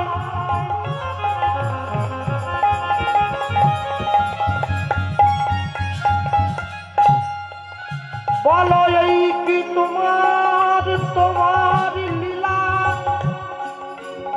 তুমি কারে হাসাও কারে বা কাঁদাও, তোমার লীলা বোঝা বড় ভার। ভেবে সোজা মনে এই ত্রিভুবনে তুমি যেটা করে গেলে কেউ জানে না, তুমি যেটা করে গেলে আসিয়া হেথায় চিত্রগুপ্ত লিখছে দেখো নিজের খাতায়। বড় সাবধানে চলো মন হও হুঁশিয়ার, বেলা তোমার আসছে ডুবে নামছে অন্ধকার। অন্ধকার মানুষ দেবতা হয় হয় অবতার, মানুষের কুলে কলঙ্কের কালি লাগায় নায়ার। লটারিতে কেউ পায় কোটি কোটি টাকা, কোটি কোটি টাকা, কেউ বা বাবা মায়ের জমানো সম্পত্তি জুয়া খেলতে গিয়ে পরে ফাঁকা। খেলতে গিয়ে করে ভাঙা। এটাই রে তোর ভাগ্যের খেলা, ওই লীলাময়ের লীলার ছল। লীলাময়ের লীলার ছল। একই সিঁদুর সব মায়েরা পরে, যে যার ভাগ্য গুণে উজ্জ্বল। গুণে উজ্জ্বল। মধুচক্র নিতাই গৌর হরি বল।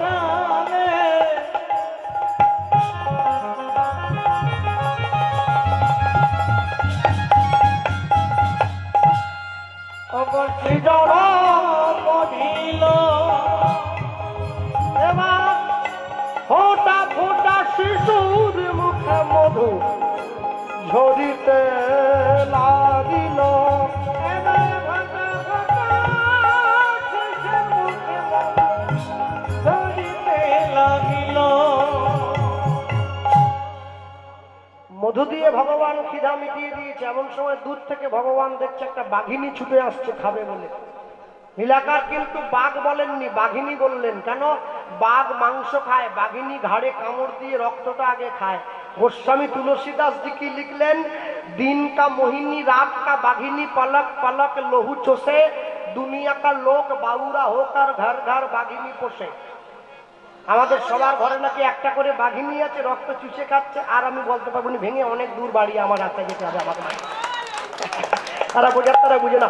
বাঘিনী ছুটে আসছে, আর যেই ছুটে আসছে, আর যেই বাঘিনী আসছে ভগবান কি করলো, বাঘিনীর হিংসাত্মক মনটা কেড়ে নিয়ে প্রেমটা বাড়িয়ে দিয়েছে। হাজার হলেও মা তো ছুটে গিয়ে কাছে বসে কি করলো জানো? নিজ স্তন হতে বাঘিনী দুগ্ধ ঝরায়, মায়ের মতো আদর করে শিশুরে খাওয়ায়। হরি হরি হতে বাঘিনী বাঘিনী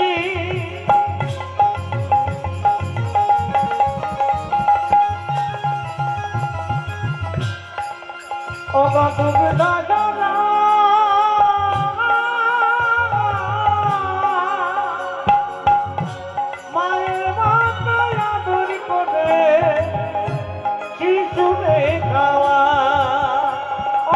মায়ের মাথায় আদর করে শিশুরে খাওয়া, ওগো নিজ স্তন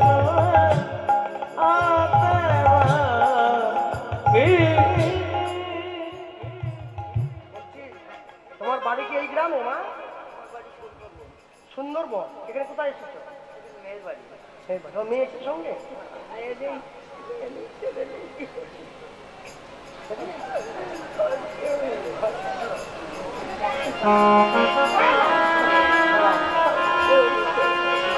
নিতাই গৌর প্রেমানন্দে হরি বল হরি বল।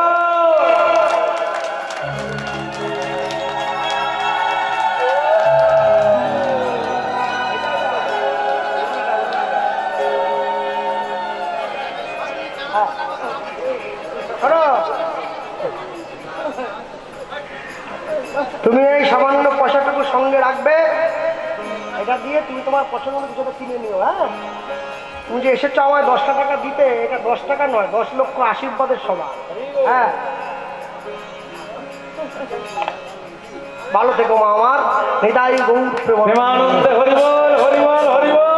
নিজ স্তন হতে বাঘিনী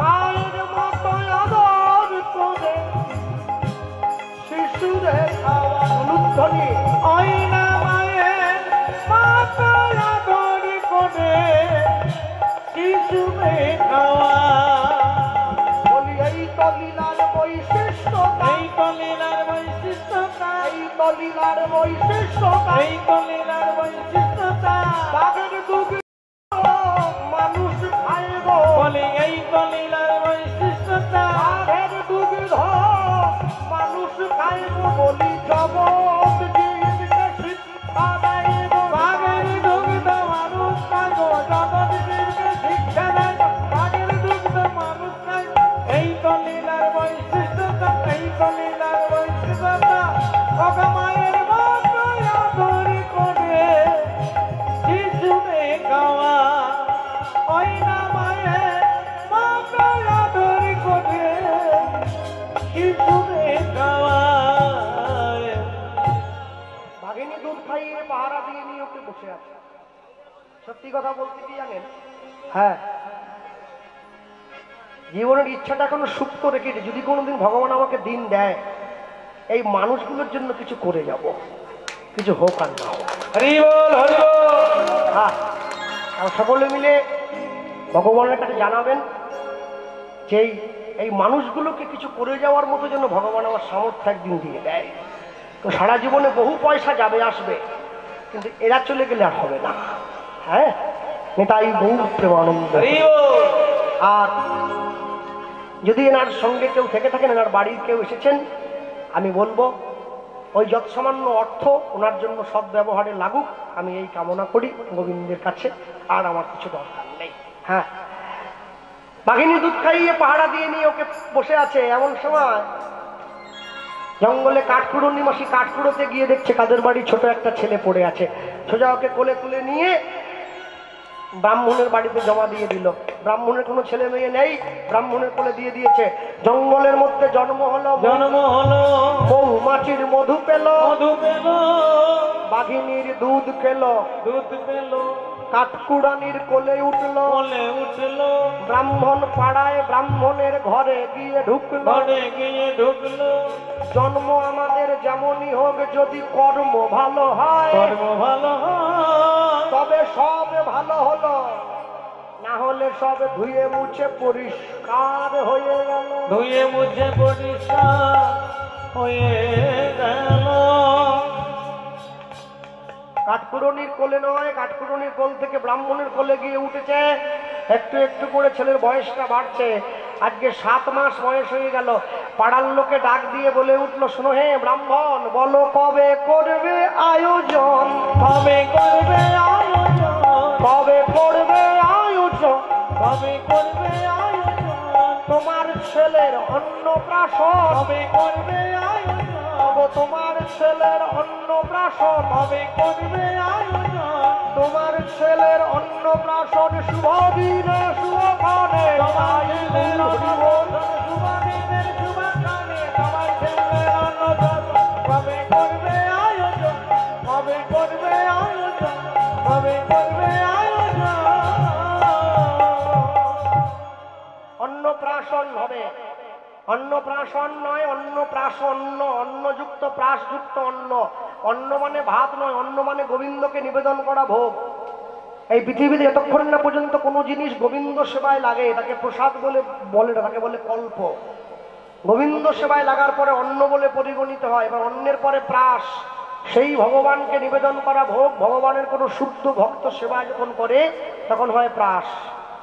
এরপরে আসুন অন্ন। এইবারে সেই ভক্তের উচ্ছিষ্ট নিয়ে গিয়ে ছোট ছেলে বা মেয়েটার মুখে দিলে তখন হবে অন্ন প্রাশ অন্ন। অন্নপ্রাশন হলো, ব্রাহ্মণ নাম দিল সিংহ রাশি, সিংহ লগ্ন। এই ছেলেটার নাম দিলাম গোপাল সিংহ। গোপাল সিংহ, গোপাল সিংহ, গোপাল সিংহ।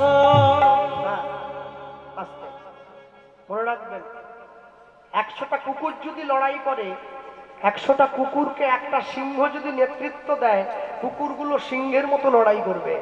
আর 100টা সিংহ যদি লড়াই করে, একটা কুকুর যদি ওদেরকে নেতৃত্ব দেয়, সিংহগুলো কুকুরের মতো গিয়ে যুদ্ধক্ষেত্রে মারা যাবে। আপনার জীবনের সম্মুখে আপনি কাকে দাঁড় করিয়েছেন আগে সিদ্ধান্ত নেবেন, তারপরে জীবনকে চালাবেন। কেন? ভগবানকে আগে রেখে মানুষ যদি পিছনে চলে, মানুষের বিপদ কম হয়। অর্জুনের লক্ষ্যটা স্থির ছিল, ভগবানের বুদ্ধিটা স্থির ছিল। তাই অর্জুন কুরুক্ষেত্রের যুদ্ধে নিজে পিছনে থেকে ভগবানকে সামনে রেখেছে। অর্জুন জানে ভগবানকে সামনে রাখলে আমাকে হারাতে কেউ পারবে না, আমি জিতবো। আর আমি যদি আমার জীবনে নিজে আগে থেকে ভগবানকে পিছনে রেখে দিই, আমাকে সব জায়গায় হেরে যেতে হবে। জগতের কর্তা জেনা ভজে বাপ, জন্মে জন্মে পিতৃদ্রোহী তার জন্মে জন্মে তাপ। জীবনে যাই হোক না কেন, কোনোদিনও ঈশ্বরের সঙ্গ ছাড়বেন না। জীবনে একটু কষ্ট পাবেন, জীবনে একটু দুঃখ পাবেন, তা বলে ঈশ্বরের সঙ্গ ছাড়বেন না। আর কি জানেন, ভগবানের পথে থাকলে আপনাকে অনেক বাধার সম্মুখীন হতে হবে, তা বলে নিজেকে পিছিয়ে আনবেন নাকি? কৃষ্ণ যখন দুর্যোধনকে গিয়ে বলেছিল 5টা গ্রাম দিয়ে দাও 5 ভাইকে, ও কিন্তু দেয়নি। কি বলেছিল? বিনা যুদ্ধে নাহি দেব সুচাগ্র মেদিনী। ভগবানকে শিকল দিয়ে বাঁধতে গিয়েছে। তাহলে দুর্যোধন হয়ে যদি ভগবানকে চিনতে না পারে, আমি তো সামান্য মানুষ, আমাকে তো লোকে কটু কথা বলবেই। কিন্তু যার যে ভালো লাগে বলুক গিয়ে তারা, আমার শুধু ভালো লাগে শচীর নন্দন গোড়া। সামনে গিয়ে দাঁড়িয়েছে। আর যখন দাঁড়ালো, অন্নপ্রাশন হলো, সিংহ রাশি, সিংহ লগ্ন। ছেলেটার নাম দিচ্ছি গোপাল সিংহ। গোপাল সিংহ, গোপাল সিংহ। নমস্কার দাদার নাম কি শুনে আমরা খুশি হয়ে আমরা 2 ভাই বোনে 1 কোটি টাকা পুরস্কৃত করলাম। হৃদয় গৌরমন্দ হরিবল হরিবল।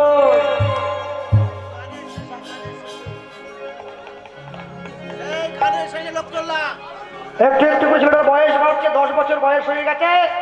মাকে গিয়ে বলছে, মা বাড়ির গরুগুলো দাও। মা বলে, গরু নিয়ে কি করবি? বলে, গরু নিয়ে মাঠে যাবো গরু চড়াবার জন্যে। মা বলে, তুই আমার ছেলে গোপাল, বৃন্দাবনে মা যশোমতীর ছেলের নাম গোপাল। আয় সাজিয়ে গুজিয়ে গোটে পাঠাই, আয় মা সাজিয়ে গুটিয়ে ছেলে গোটে পাঠাচ্ছে। ভগবান যখন গরু নিয়ে গোঠে যেত দেখতে কেমন লাগতো, ছোটি ছোটি গাইয়া ছোটি ছোটি বল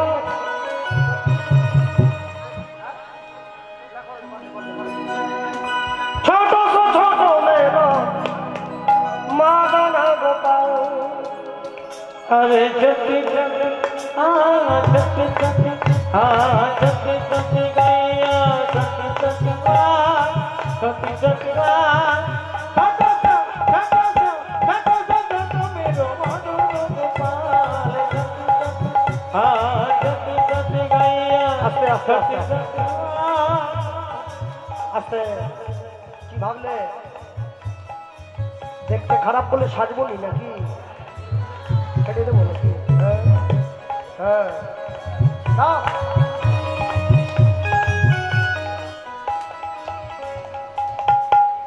মায়েরা হাত নামিয়ে বুঝেছে কেন? লক্ষ্মীর ভান্ডার ডবল হয়ে গেছে না? তুলে থাকো। আর ক্যামেরাম্যান গুলো কোথা সব ঘুমিয়ে পড়লো নাকি?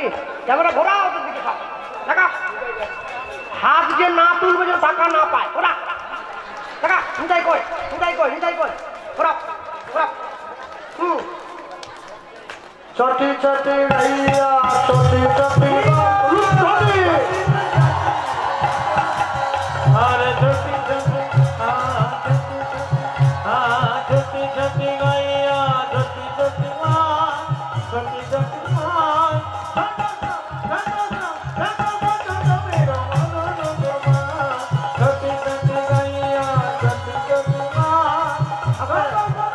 मेरो मधुर गोपाल। ভালো করে লেখবে ইউটিউবে সব। রাত্রি 1টার সময় কাছাকাছিতে ভক্তদের উপস্থিতি দেখো। হাত তোলো। হ্যাঁ শুনেছ? হ্যাঁ তালি দাও। ছোটি ছোটি গাইয়া जति जति जति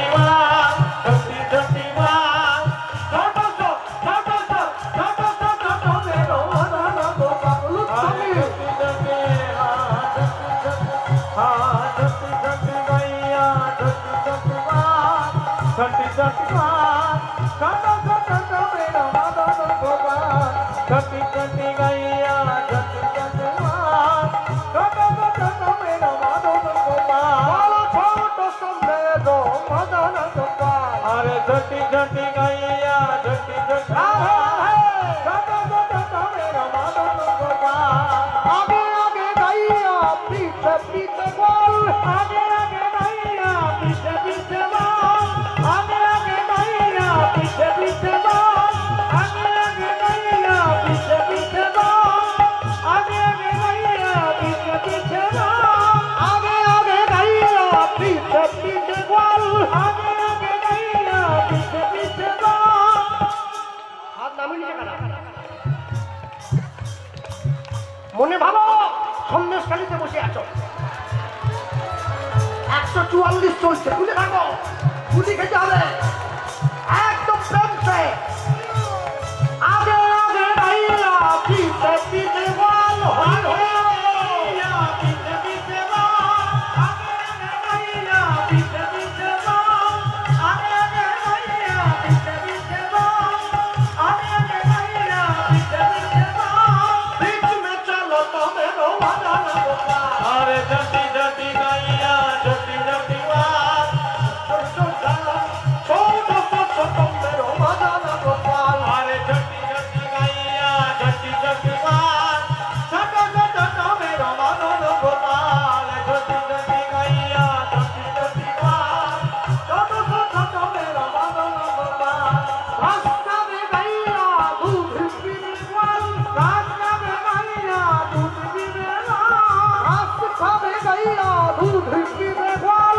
रास्ता में गैया दूध पीने वाल मक्खन मिश्र खावे मदन गोपाल। अरे जति जति जति जति गैया जति जति मेरो मदन गोपाल जति जति गैया जति जति मेरो मदन गोपाल। बोलो राधे राधे राधे राधे राधे राधे बोल। बोले राधे राधे राधे राधे राधे राधे बोल। बोलो राधे राधे राधे राधे राधे राधे बोल। बोले राधे राधे राधे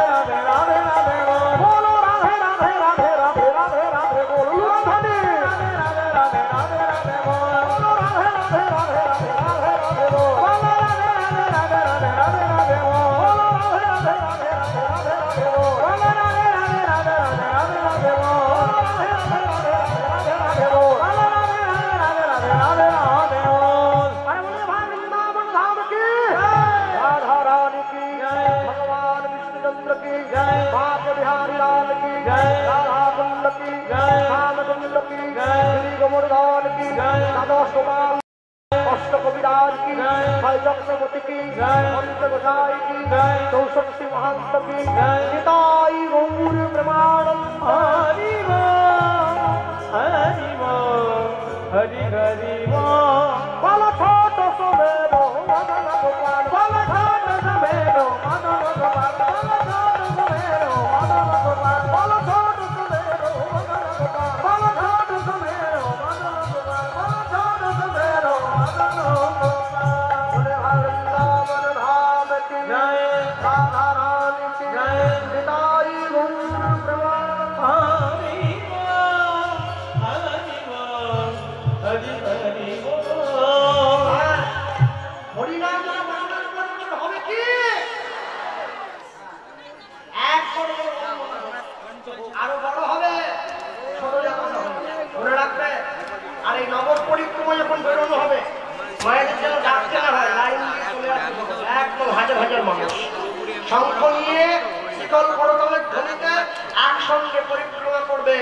তবে তো মানুষ বুঝবে হিন্দুরা এখনো ঘুমিয়ে পড়েনি, এখনো বেঁচে আছে। নিতাই গৌর हरि हरि ভক্তমন্ডলী ভক্তিমুখী মায়েরা বৃন্দাবনের মাঠ মনে করে গরুগুলোকে গাছের তলায় ছেড়ে দিয়ে গোপাল সিংহ বসে আছে গাছের তলায়। সকাল গড়িয়ে দুপুর হলো, দুপুর গড়িয়ে বিকেল হলো, বিকেল গড়িয়ে সন্ধ্যা হয়ে গেল।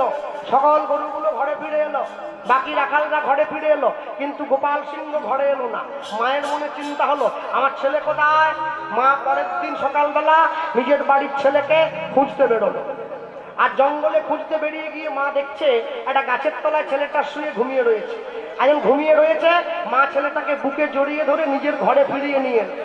আর ওই যে ঘরে ফিরিয়ে নিয়ে এলো, ঘরে ফিরিয়ে এনে ছেলেটাকে কাছে বসিয়ে শিক্ষা দান করলো, কালকে থেকে তোমার জঙ্গলে যাওয়া বন্ধ। একটু একটু করে ছেলেটা বড় হয়েছে, আজকে 15 বছর বয়স হয়ে গেছে। মাকে গিয়ে বলছে মা বাড়ির জালটা আমাকে দাও। বলে জাল নিয়ে কি করবি? বলে আমি যাব নদীতে জাল ফেলার জন্য। হাতে জালটা নিয়েছে। বাঁকুড়া জেলায় ঢুকতে গেলে নদী একটা পড়ে, যার নাম বাঁকা নদী, আজও পর্যন্ত আছে। হাতে জালটা নিয়েছে, জালটা নিয়ে নদীতে যাচ্ছে জাল ফেলার জন্য। মুখে বল গোবিন্দ মাধব গিরিধারী, बोलो गोविंद माधव गिरिधारी বল গোবিন্দ মাধব গিরিধারী, बोलो गोविंद माधव गिरिधारी রাধার মন হরি বংশধারী, राधार मन हरि वंशीधारी রাধার মন হরি বংশধারী, राधार मन हरि वंशीधारी বল গোবিন্দ গোবিন্দ গোবিন্দ মাধব গিরিধারী, बोलो गोविंद माधव गिरिधारी বল গোবিন্দ माधव गिरिधारी बोलो गोविंद माधव गिरिधारी নদীর পাড়ে দাঁড়িয়ে শ্রী গুরু নিতাই গৌরী প্রমাণ, हरि নিতাই গৌর। हरि हरि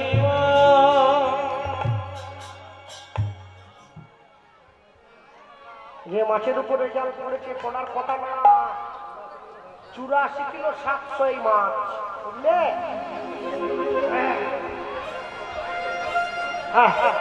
জাল পড়ে গেছে। আর জাল যখন পড়লো প্রথম বারেতে জাল জলেতে ফেলিল, जलते फैलील শঙ্খ ঘণ্টা পঞ্চ প্রদীপ জালেতে উঠিল। जलते उठिल দ্বিতীয় বারেতে জাল জলেতে ফেলিল, जलते फैलील চন্দন মাখা তুলসী পত্র জালেতে উঠিল। जलते उठिल তৃতীয় বারেতে জাল জলেতে ফেলিল, जलते फैलील চার খণ্ড ইটের টুকরো জালেতে উঠিল। जलते उठिल 3বারের বার জাল ফেলে 4টে ইটের টুকরো পেয়েছে। ইটের টুকরোগুলো বাড়িতে এনে ভালো করে ধুয়ে মুছে যখন তুলসী মঞ্চ বানাবার জন্য গেল, দেখছে এগুলো ইটের টুকরো নয়, একটা সোনার টুকরো পেয়েছে। সেই স্বর্ণখণ্ড একটু একটু করে ভেঙে বাজারে বিক্রি করে বাঁকুড়া জেলায় তৈরি হলো মদন মোহনের মন্দির। গোপাল সিংহ রাজা হলো, যা আজও পর্যন্ত আছে। এবার চতুর্থ বারেতে জাল জলেতে ফেলিল, जलते फैलील জালের মধ্যে মদন মোহন উপনীত হইল। জালের মধ্যে মদন মোহন উপনীত প্রচার হলো, এইবার লীলা প্রকট হলো, এইবার লীলা প্রকট হলো, এইবার লীলা প্রকট হলো, মদন মোহন জালে উঠিল, এইবার লীলা প্রকট হলো, মদন মোহন জালে উঠিল, এইবার লীলা প্রকট হলো, মদন মোহন এবার বদন ভরে হরি বলো, এইবার লীলা প্রকট হলো, বদন ভরে হরি বলো, এইবার লীলা প্রকট হলো, এইবার লীলার প্রকট হলো, এইবার লীলার প্রকট হলো, এইবার লীলার প্রকট হলো। এই মদন মোহনকে কোলে নিয়ে গোপাল সিংহ মন্দিরে ফিরে গেল।